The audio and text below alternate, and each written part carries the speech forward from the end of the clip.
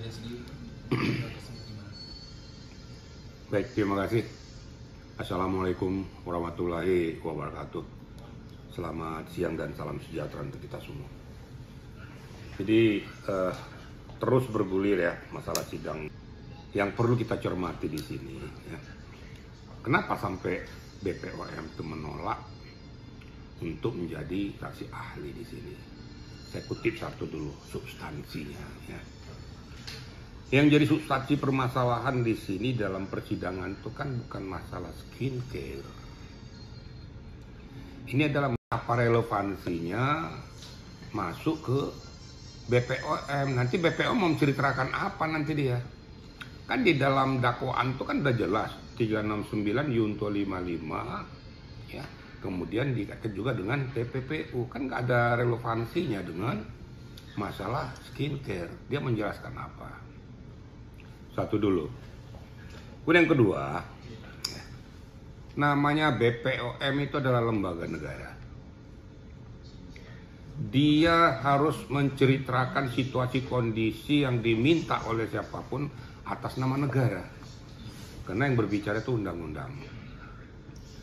Kalau seandainya meminta untuk menjelaskan suatu komposisi daripada skincare kah, obat atau makanan dan minuman yang dibawa naungan daripada BPOM agar ini layak atau tidak untuk diberikan izin edar, stiker izin edar, itu yang minta itu adalah lembaga juga atas nama lembaga. Untuk kepentingan apa? Bukan untuk kepentingan perorangan, tapi kepentingan seluruh rakyat Indonesia. Itu merupakan publikasi ke seluruh Indonesia bahwa ini loh etika prosedur yang benar tuh. Nah itu hanya diberikan satu contoh dari kepolisian kalau masalah kita berbicara tentang akidah hukum ya. Yang kedua JPU, yang ketiga hakim. Kalau seandainya hakim berbicara tentang mengundang BPOM, yang pertama kapasitasnya sebagai apa? Yang kedua itu dia lembaga negara juga. Jadi punya hak untuk meminta menghadirkan, menghadirkan BPOM. Jangankan BPOM, penyidik saja pun ya, diminta untuk hadir di sidang pengadilan, wajib hukumnya penyidik datang untuk memberikan kesaksian. Karena atas nama negara, atas nama undang-undang. Ya. Tapi kalau seandainya seorang terdakwa atau seorang pelapor meminta pihak kepolisian hadir itu nggak bisa.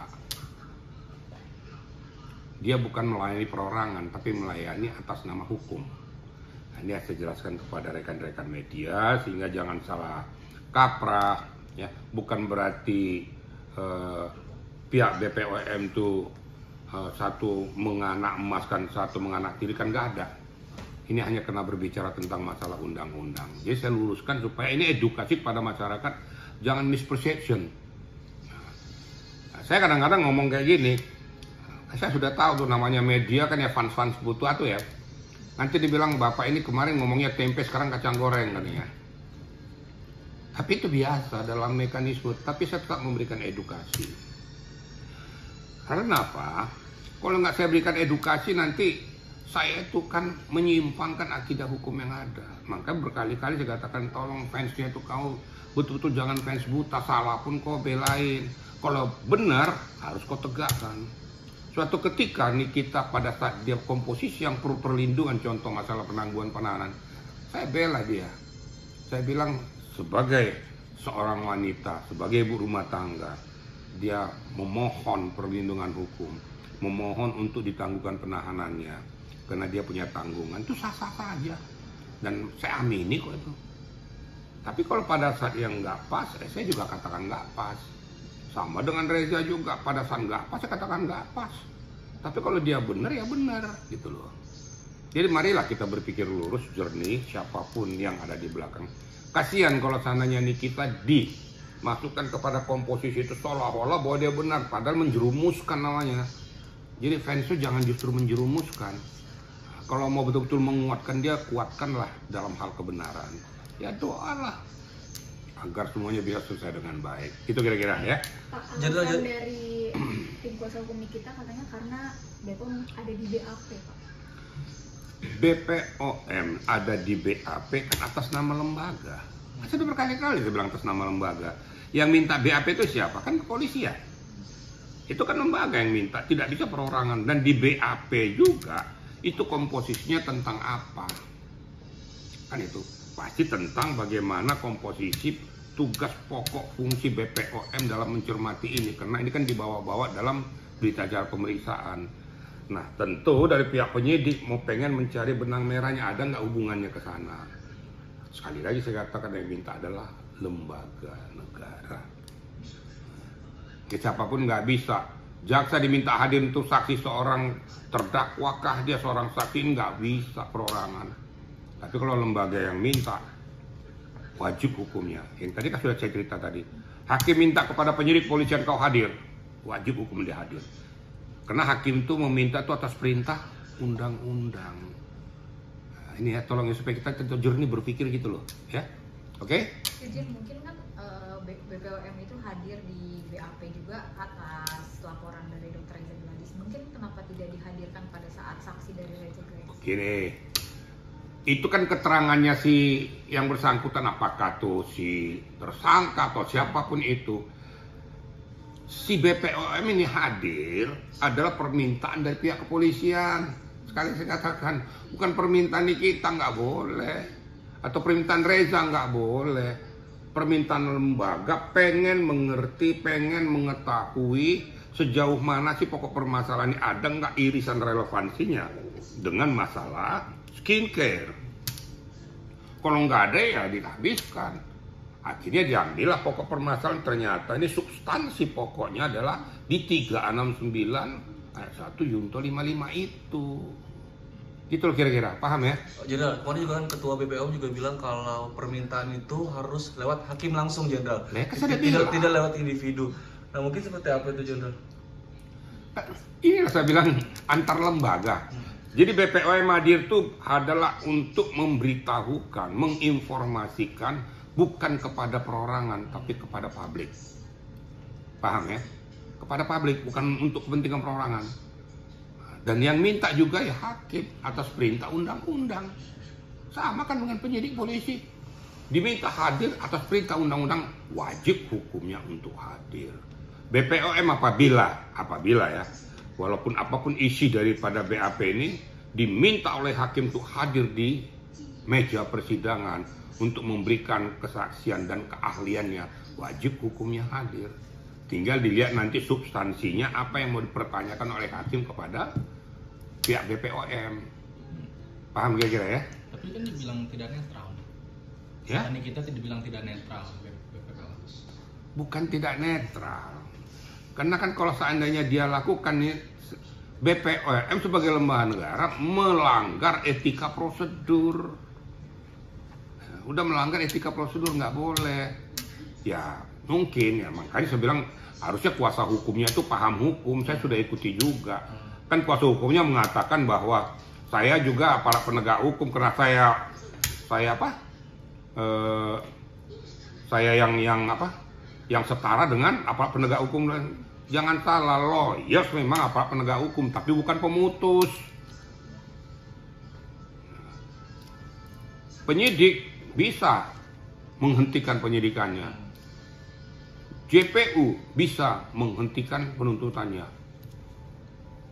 Hakim bisa memberikan free spark, bebas dan sebagainya. Tapi kalau lawyers kan enggak.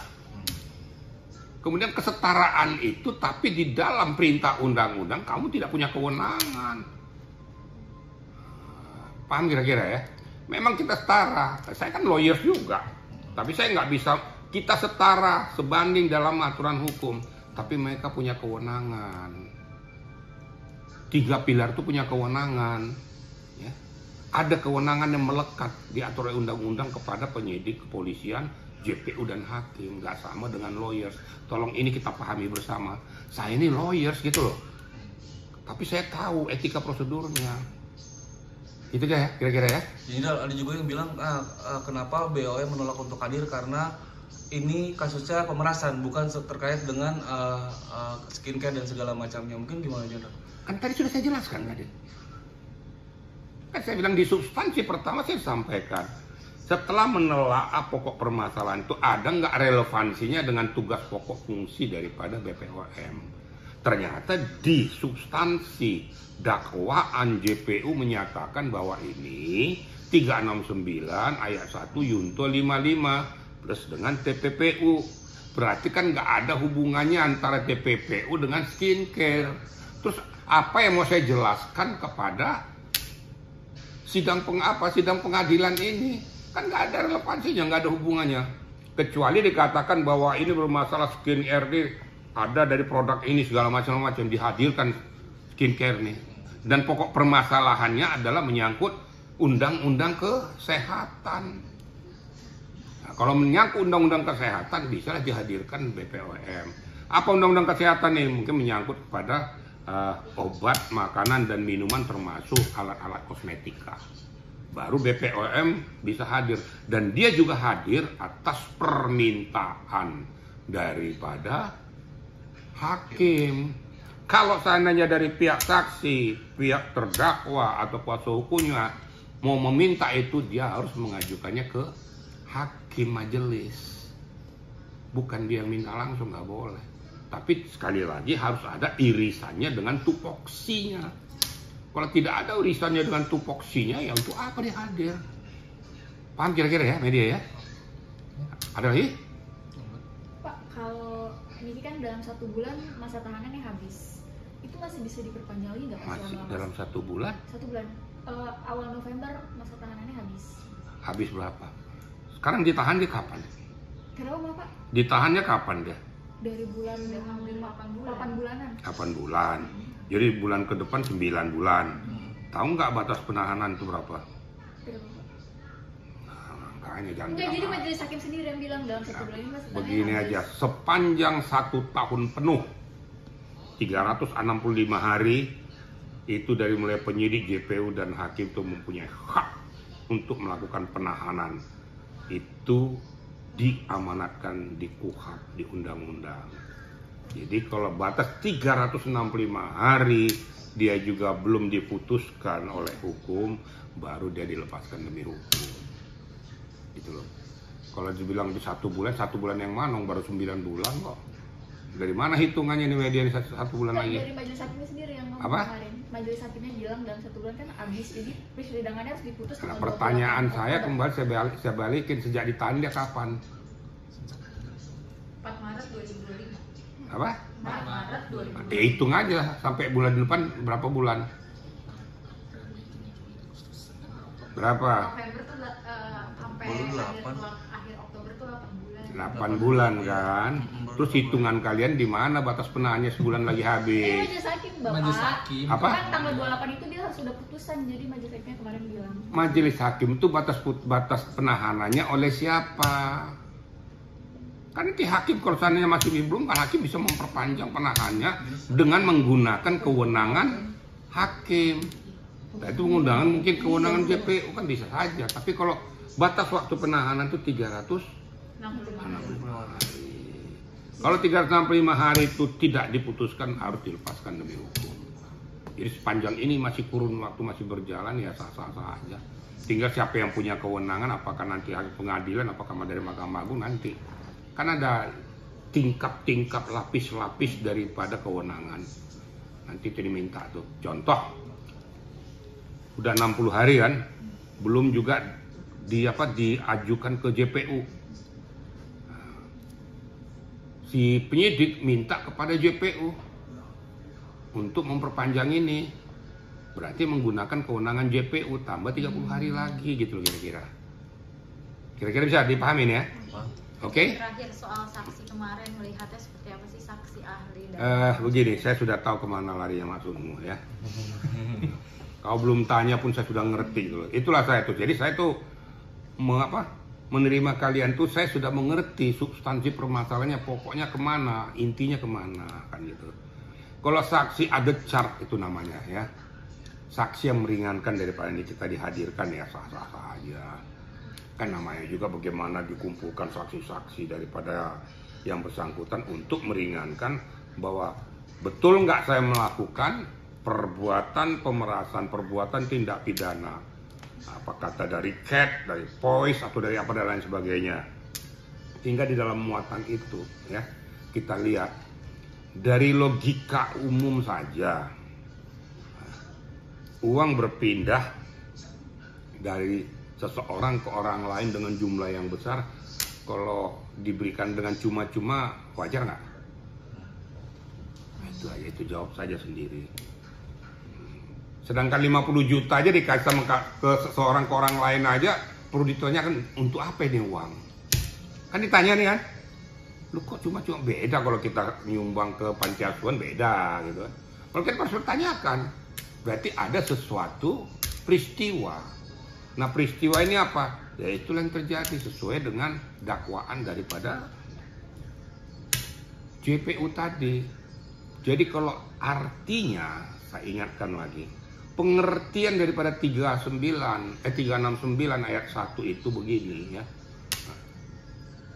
Suatu peristiwa pidana, perbuatan tindak pidana yang dilakukan oleh seseorang ya, untuk mencemarkan nama baik atau mempublikasikan aktivitas seseorang ya, dengan tujuan untuk memperoleh keuntungan baik sebagian maupun seluruhnya. Kalau kesimpulannya ya, yang apa-apa, saya kan nggak pernah ngomong sama kamu, tapi saya tahu belangmu ada. Kalau kau nggak kasih ini ya jangan salahkan kau. Kalau ini saya speak up. Apa ini speak up? Kebetulan masalah skin care yang kebetulan ditenggarai, dicurigai itu kemungkinan overclaim atau underclaim kan begitu. Jadi kalau seandainya sudah dikasih, sudah selesai. Kalau nggak dikasih ya di speak up terus, ngomong ke publik.